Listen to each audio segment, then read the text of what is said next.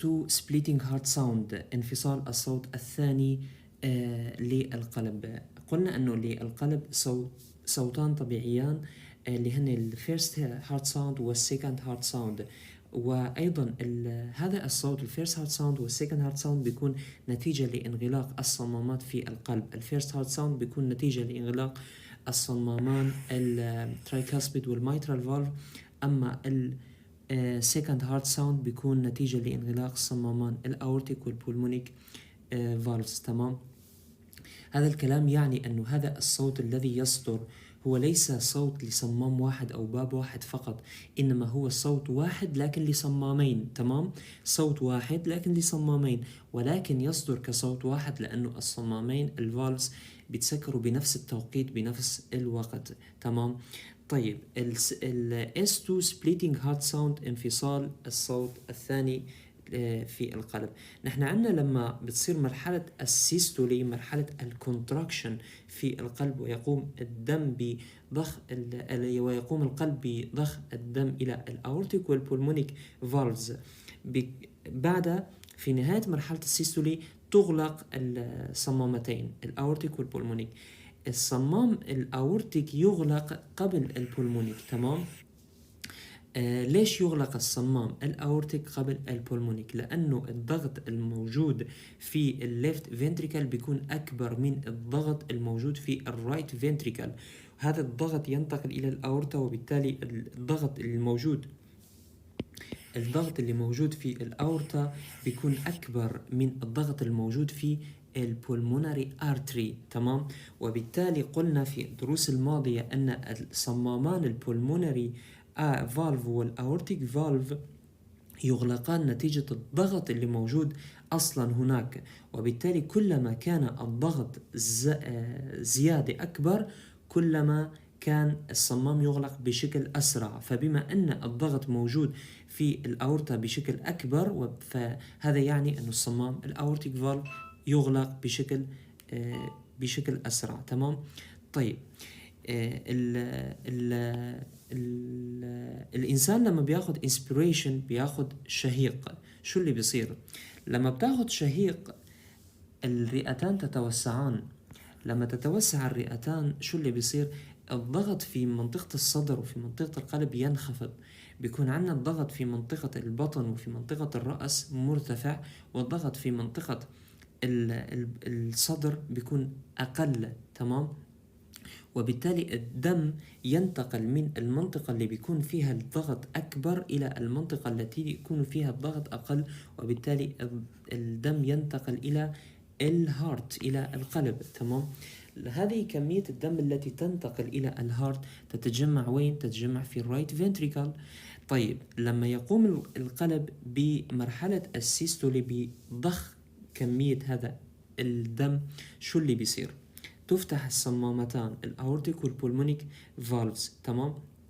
ويضخ الدم عبرهما. قلنا في الحالة الطبيعية أن الأورتيك فالف تغلق قبل البولمونيك فالف بسبب زيادة الضغط الموجود في الأورتا. تمام. لكن بهذه الحالة ما الذي يحصل؟ طبعا بطبيعة الحال الأورتيك تغلق، لكن ما الذي يحصل للبولمونيك فالف؟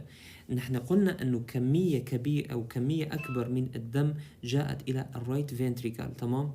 طيب بما أنه كمية أكبر من الدم جاءت إلى الرايت فنتريكل، فهذا يعني أنه كمية الدم التي ستخرج عبر كمية الدم التي ستخرج عبر البولمونيك فالف بتكون أكبر. لما تكون كمية الدم أكبر فرح تاخد وقت أكبر.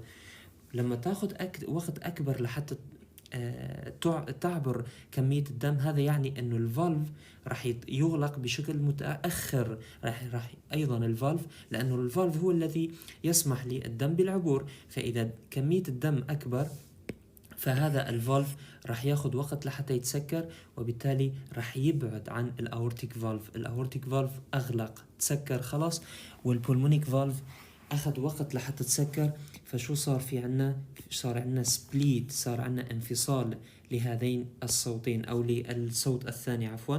فصار في عنا مسافة بين الأورتيك والبولمونيك. تمام.